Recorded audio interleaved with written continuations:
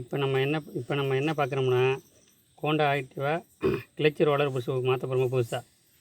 பழைய புஷு உடஞ்சி போயிட்டுனா என்ன பண்ணணும்னா, வண்டி சரியாக பிக்கப் இருக்காது.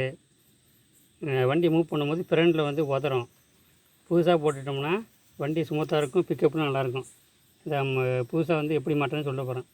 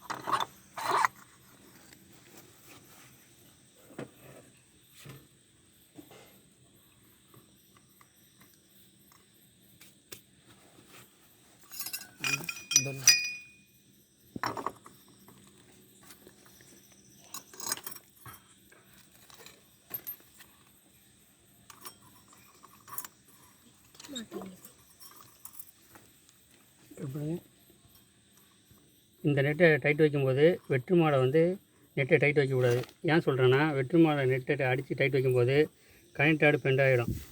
அதனால் இதுக்கு வந்து 22 mm பிட்டை போடணும். பிட்டை போட்டு இதை வந்து ஏற்கனவே வெற்று மாடை வெட்டிருக்காங்க, வச்சு தான் கட்டிருக்காங்க. அதெல்லாம் கட்டக்கூடாது. இந்த இடத்துல ஃப்ளெக்ஸ் பண்ணது, இதே கீரை வண்டாக்குள்ளே ஃப்ளெக்ஸ் பண்ணது தான். இதை பயன்படுத்தி இதை சைடில் அந்த கீழே வச்சு பிடிச்சிட்டோம்னா, இதை இப்படி கீழே பார்க்க வாட்டத்தில் இப்படி கொண்டு வந்து இதில் லாக் பண்ணிடணும்.